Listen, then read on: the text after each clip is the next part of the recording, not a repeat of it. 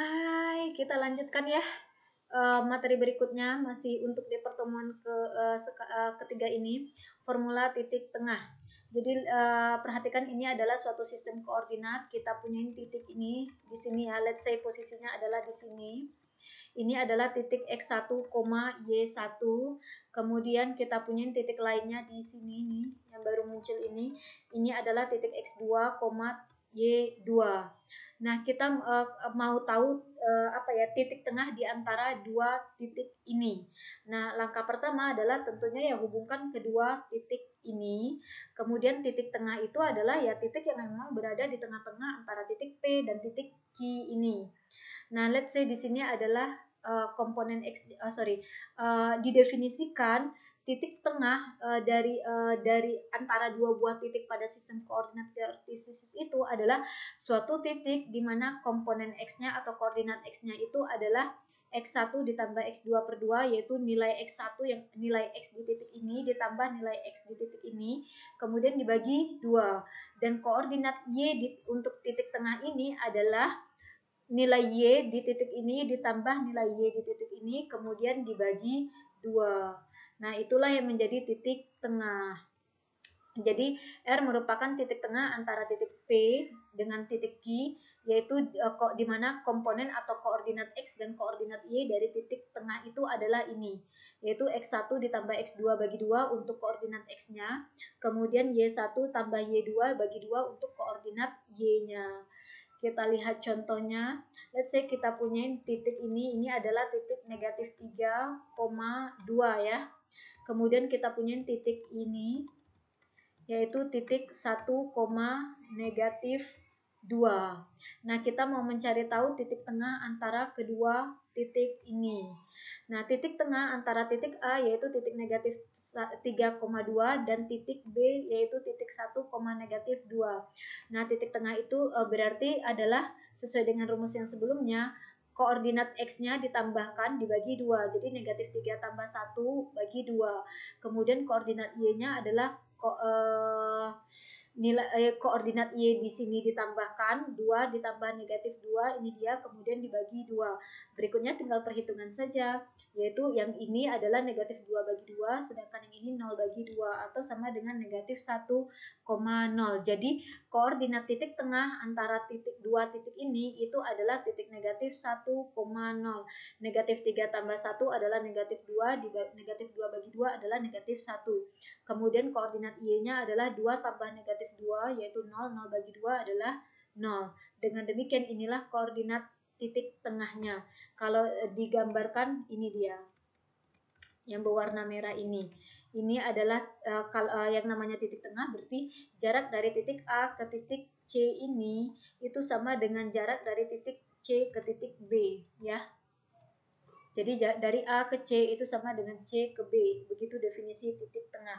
Nah, bagaimana menemukan rumus untuk titik tengah tadi?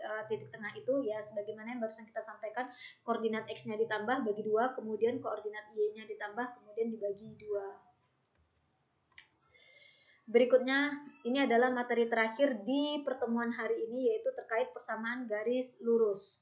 Oke. Ada macam-macam garis lurus. Yang pertama adalah persamaan garis lurus yang berbentuk vertikal atau tegak. Bentuk umum persamaan garis lurus yang vertikal atau tegak itu adalah persamaan X sama dengan K, di mana K itu adalah sembarang bilangan real. Nanti seperti apa kita lihat di contoh soalnya ya. Kemudian persamaan garis lurus horizontal atau mendatar, berarti bentuk persamaan garisnya adalah persamaan Y sama dengan K, di mana K adalah sembarang bilangan real. Kemudian persamaan garis yang melalui satu titik yaitu titik X1, Y1 dengan kemiringan M. Jadi diketahui dua informasi, yaitu satu titik beserta kemiringannya. Nah, dengan informasi itu kita sudah bisa membentuk persamaan garis, yaitu bentuknya adalah Y kurang Y1 sama dengan M kali X dikurang X1, di mana X1 dan Y1 itu adalah informasi pada titik, sedangkan M itu adalah kemiringan garis sebagaimana yang diinfokan. Y dan X itu adalah variabelnya. Kemudian persamaan garis yang melalui dua titik yaitu titik X1, Y1 dan titik X2, Y2 dirumuskan sebagai berikut. Ini dia rumusnya. Y dan X di sini itu adalah variabel, sedangkan Y1, Y2, X1 dan X2 itu berdasarkan pada informasi titik yang kita punya. Kemudian terakhir, bentuk umum dari persamaan garis lurus itu adalah AX tambah BY ditambah C sama dengan 0. Jadi kalau dua persamaan yang seperti ini itu bisa dinyatakan dalam bentuk seperti ini. Kita lihat di contoh soal nanti. Oke, berikutnya catatan tentang kemiringan atau gradien. Untuk diketahui bahwa rumus dari kemiringan itu sama dengan Y2 dikurang Y1 per X2 kurang X1. Artinya kalau kita punya informasi dua buah titik, kemudian kita mau tahu seberapa besar miring garis yang dibentuk oleh hubungan antara dua titik ini, yaitu ya tinggal dihitung saja rumus ini, yaitu M sama dengan nilai Y yang kedua dikurang nilai Y pada titik pertama dibagi dengan nilai X di titik kedua dikurang nilai X di titik pertama. Atau boleh juga dibalik, yaitu nilai Y dari titik pertama dikurang nilai Y dari titik kedua dibagi dengan nilai X dari titik pertama dikurang nilai X di titik kedua. Nah, untuk diketahui bahwa kemiringan itu kadang disebut juga dengan gradien. Kemudian kemiringan atau gradien itu biasa disimbolkan dengan M kecil. Jika M-nya itu bernilai positif atau kemiringannya bernilai positif, maka garisnya dari arah kiri naik ke arah kanan. Jadi kalau dibayangkan begini nanti. Ya, sesuai dengan arah panah saya. Kemudian jika M-nya bernilai negatif, maka garisnya dari kiri turun ke kanan. Jadi begini nantinya. Ya, saya lupa gambarkan. Kemudian semakin besar nilai mutlak dari M, maka garisnya akan semakin miring. Ya, karena ya M itu emang untuk mengukur kemiringan garis, maka kalau semakin besar nilai M-nya ya akan semakin miring garisnya. Nah, garis lurus yang mendatar itu memiliki kemiringan garis 0. Kalau mendatar itu kan dia tidak miring, ya makanya dikatakan M-nya sama dengan 0. Dan dari sinilah beranjaknya untuk mengukur seberapa besar miringnya suatu garis. Nah, kalau garis lurusnya tegak begini, maka kemiringan garisnya itu dikatakan tak terdefinisi. Karena kalau namanya garisnya tegak begini, maka nilai X-nya pasti sama di semua titik itu. Kalau nilai X-nya sama, penyebut ini kan jadinya 0. Berapapun bilangan bagi 0 kan tak terdefinisi. Maka dikatakan kemiringan dari garis lurus yang tegak begini itu adalah kemiringannya tak terdefinisi. Nah, berikutnya kita akan bahas ini contoh dari 4 kriteria, tepatnya yang ini mengikuti saja 4 kriteria persamaan garis lurus. Yang pertama, persamaan garis lurus horizontal atau mendatar yang bentuknya adalah Y sama dengan K. Misalnya persamaan garis Y sama dengan negatif 4. Nah, persamaan garis Y sama negatif 4 ini adalah garis mendatar yang memotong sumbu Y pada Y sama dengan negatif 4. Y sama dengan negatif 4 itu kan ini ya. Nah, kemudian kemiringannya adalah sebagaimana yang kita bahas tadi, kemiringan dari persamaan garis yang mendatar, ini kan mendatar ya, kemiringan garisnya itu adalah 0. Nah, ini dia persamaan garis Y sama dengan negatif 4. Jadi garisnya itu memotong sumbu Y di Y sama dengan negatif 4. Saya ulangin ya. Kalau kita mau melukiskan garis untuk persamaan Y sama dengan negatif 4, garisnya itu adalah garis yang memotong sumbu Y ini di Y sama dengan negatif 4. Ini sumbu Y negatif 4 itu kan yang ini ya. Maka garis Y sama dengan negatif 4 itu adalah ya ini. Oke. Dan kemiringannya 0 ya. Kalau kita lihat kan garis ini yang nggak miring memang ya, maka kemiringan garisnya itu adalah dikatakan 0 atau M-nya bernilai 0. Kemudian persamaan garis lurus atau vertikal atau tegak. Contohnya adalah garis X sama dengan 2. Persamaan garis X sama dengan 2, maka garisnya itu adalah berbentuk garis tegak yang memotong sumbu X di X sama dengan 2. Sebagaimana yang dikatakan tadi, by the way ini dia ya grafik garisnya. Ini yang berwarna biru ini. Garis X sama dengan 2 itu memotong sumbu X ini di X sama dengan 2. Jadi garisnya adalah berbentuk garis tegak. dan garis tegak ini di semua titik ini nilai X-nya kan sama ya, yaitu X-nya 2. Di sini itu adalah X titik 2, min 2, ini titik 2, min 4, ini titik 2, 2. Semua nilai X-nya adalah sama. Dan berarti kan di rumus gradien itu kan berarti penyebutnya 0. Kalau gradiennya sama berapapun bilangan dibagi 0 kan tak hingga. Nah, maka dikatakan gradien dari garis ini itu adalah tak terdefinisi. Berikutnya persamaan garis lurus yang melalui satu titik dengan diketahui kemiringan garisnya. Misalnya kita punya garis melalui titik negatif 1,2 dan kemiringannya itu adalah sama dengan 3. Maka rumus untuk menentukan membuat persamaan garisnya adalah sebagai berikut ini, yaitu Y kurang Y1 sama dengan M kali X dikurang X1. Tinggal substitusi nilai Y1-nya itu adalah koordinat Y di titik ini yaitu 2, kemudian M-nya sama dengan 3, tinggal ganti, kemudian X1-nya ini adalah koordinat X di titik yang diketahui yaitu negatif 1. X ini variabel ya.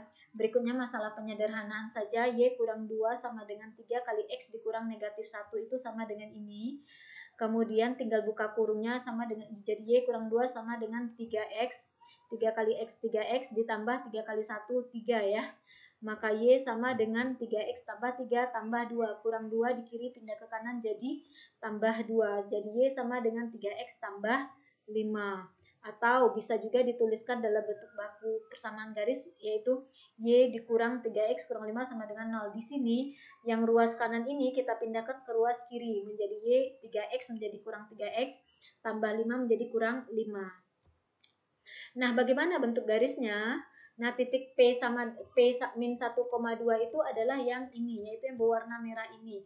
Sumbu X-nya negatif 1, koordinat X-nya negatif 1 dan koordinat Y-nya adalah 2. Nah, garis yang melalui ini dengan titik ini dengan kemiringan sama dengan 3 kan sudah kita peroleh tuh, ini tadi persamaan garisnya. Ya, sebenarnya untuk menggambarkan suatu garis, kita akan bahas bagaimana menggambarkan suatu garis di pertemuan berikutnya. Untuk menggambarkan suatu garis itu butuh minimal 2 titik. Oke, tadi kan kita sudah punya satu titik yaitu titik negatif 1,2. Cari saja satu titik baru, yaitu jalankanlah rumus ini, rumus persamaan garisnya, ganti X-nya dengan 0 karena 0 yang paling gampang berhitung kan ya. Kalau X-nya sama dengan 0 berarti 3 kali 0 kan 0. Jadi Y-nya sama dengan 5. Berarti titik itu, garis itu pasti melalui titik 0,5 juga. Nah, kalau kita gambarkan ini dia yang berwarna kuning ini. Ini adalah titik 0,5. Kalau di sini Y4, di sini Y6, di tengah-tengahnya kan Y sama dengan 5. Dan titik ini itu adalah di sepanjang sumbu Y ini, di titik itu komponen X-nya bernilai 0 dan Y-nya adalah yang mengikuti berada di mana. Di sini adalah Y sama dengan 5, maka ini adalah titik 0,5. Nah, inilah hubungkan kedua titik ini, maka jadilah garis Y sama dengan 3X tambah 5. By the way, saya pengen kalian menguasai konsep dari kemiringan itu. Perhatikan, tadi kan sudah disampaikan ya di slide sebelumnya, rumus M itu sama dengan selisih nilai Y dibagi selisih nilai X. Nah, selisih nilai Y antara titik ini dengan titik ini adalah 3. Lihat saja, ini kan nilai Y-nya di sini kan, di titik ini kan 5 ya. Sedangkan nilai Y di titik ini, di titik yang merah ini, itu adalah 2. Jarak antara 5 ke 3, 5 ke 2 itu kan 3 satuan ya. Yang namanya jarak kan ingat pandang positifnya. Jadi jarak nilai Y-nya itu atau selisih nilai Y-nya adalah 3. Sedangkan yang ini, selisih nilai Y-nya, selisih nilai Y dari titik ini ke titik ini itu adalah 1. Karena ini kan nilai Y-nya di sini adalah 0 kan ya. Ini kan titik 0,5, nilai X-nya adalah 0, di sini nilai X-nya negatif 1. Jarak dari titik 0 ke negatif 1 atau jarak dari titik negatif 1 ke 0 itu kan sejauh 1 satuan. Nah, gradien itu sama dengan selisih Y dibagi selisih X. Selisih Y-nya itu adalah 3, selisih Y-nya itu adalah 1. Tapi ingat, kalau kita menghitung selisih konsepnya adalah titik ini kurang titik ini, maka di pembilang titik ini dikurang titik ini, X-nya, Y-nya, di penyebut juga harus nilai X yang ini dikurang dengan nilai X yang ini. Dengan kata lain, tidak boleh berhitung misalnya, pembilangnya kan tadi 5 dikurang 2, yaitu 3. Kemudian penyebutnya ini nilai X yang di sini kurang nilai X yang di sini, sorry. Menghitung pembilang tadi nilai Y yang di sini kurang nilai Y yang di sini, yaitu 5 dikurang 2, yaitu 3. Kemudian kamu menghitung penyebutnya, nilai X yang di sini dikurang nilai X yang di sini, yaitu 2 dikurang 5, negatif X yang di sini kurang X yang di sini, yaitu X di sini negatif 1, X di sini adalah 0. Negatif 1 kurang 0 kan negatif. 3 bagi negatif 1 kan negatif 3 ya. Padahal di sini diketahui gradiennya itu adalah 3, nggak konsisten dong. Nah, apa yang salah? Yang salahnya itu adalah karena tadi kita berhitung selisih Y dan selisih Y-nya itu berbeda. Menghitung selisih jaraknya adalah ini dikurang ini yang di pembilang, kemudian penyebutnya X yang ini kurang X yang ini, itu tidak boleh. Kita harus konsisten. Di pembilang adalah nilai Y yang ini dikurang nilai Y yang di titik ini, dibagi dengan nilai X yang di titik ini, X yang di titik ini dikurang dengan nilai X yang di titik ini. Atau boleh juga gradien sama dengan nilai Y titik ini kurang nilai Y di titik ini, dibagi dengan nilai X di titik ini dikurang dengan nilai X di titik ini, boleh saja. Oke, berikutnya persamaan garis lurus yang melalui dua titik, yaitu titik X1, X1, Y1 dan X2, Y2. Kita lihat contohnya ini, yaitu titik negatif 1,2 dan titik 3,6. Maka persamaan garisnya itu adalah rumusnya tadi Y dikurang Y1 bagi Y2 kurang Y1. Lihat di slide sebelumnya ya, pelajari. Sama dengan X dikurang X1 dibagi X2 dikurang X1. Nah, di sini X yang berperan sebagai X1 itu adalah negatif 1 ini, atau kalau saya tuliskan ini ya, yang berperan sebagai X1 itu adalah sama dengan negatif 1 ini ya. Kemudian yang berperan sebagai Y1 itu sama dengan 2, yaitu titik nilai Y yang berada di titik P. Kemudian X2 itu sama dengan 3.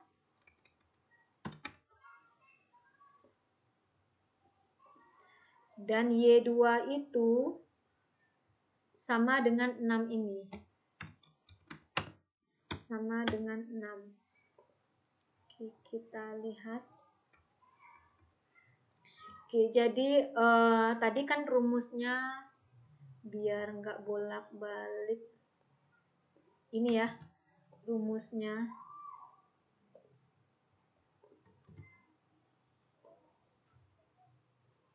Atau saya taruh di atas ini. Nah, rumusnya kalau diketahui dua buah titik itu adalah, mana sih?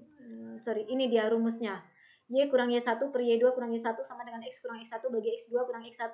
Nah, Y ini biarkan tetap, yang Y1 ini adalah 2, yang Y2 kurang Y1 berarti 6 dikurang 2, ini dia. Kemudian yang di ruas kanan, X kurang X1 berarti X dikurang negatif 1, ini dia.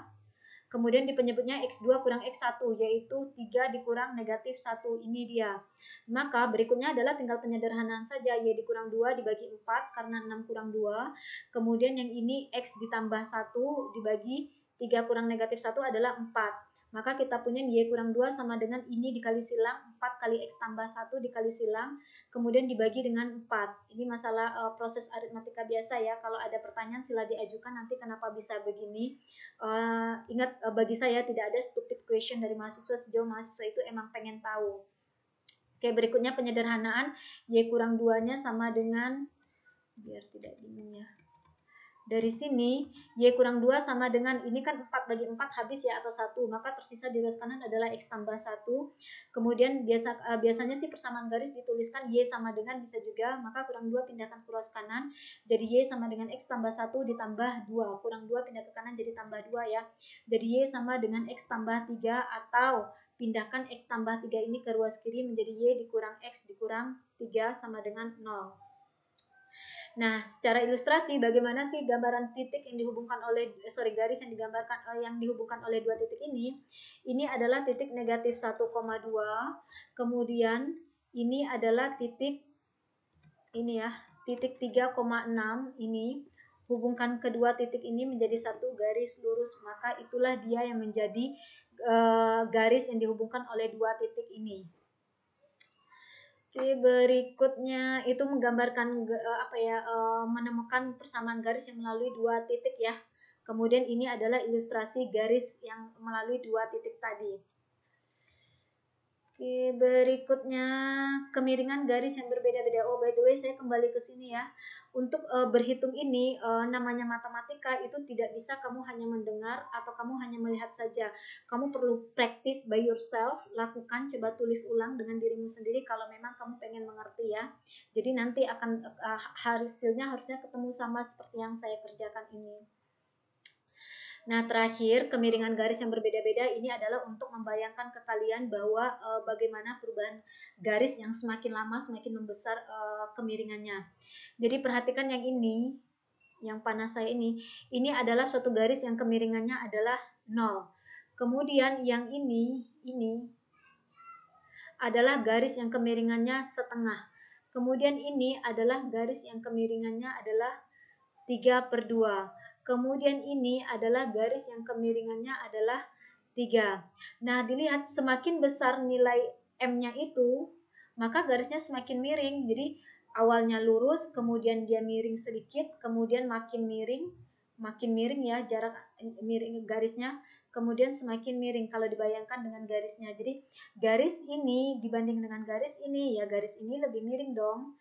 Kemudian garis ini atau garis ini dibandingkan dengan garis ini, ya lebih miring garis yang ini. Nah, itu dia. Kemudian ini semua kan gradiennya bernilai positif nih. Maka sebagaimana yang saya sampaikan di pendahuluan bicara tentang persamaan garis tadi, jika nilai gradiennya ini bernilai positif, maka garisnya itu akan miring dari arah akan naik dari kiri naik ke arah kanan. Jadi, let's say mulai dari kirinya ini, dia akan naik ke kanan. Itu maksudnya kalau gradiennya positif, maka garisnya itu dari arah kiri naik ke arah kanan. Sedangkan kalau gradiennya negatif, ini adalah yang garis ini itu adalah garis yang kemiringannya negatif 3. Yang ini adalah garis yang kemiringannya negatif setengah.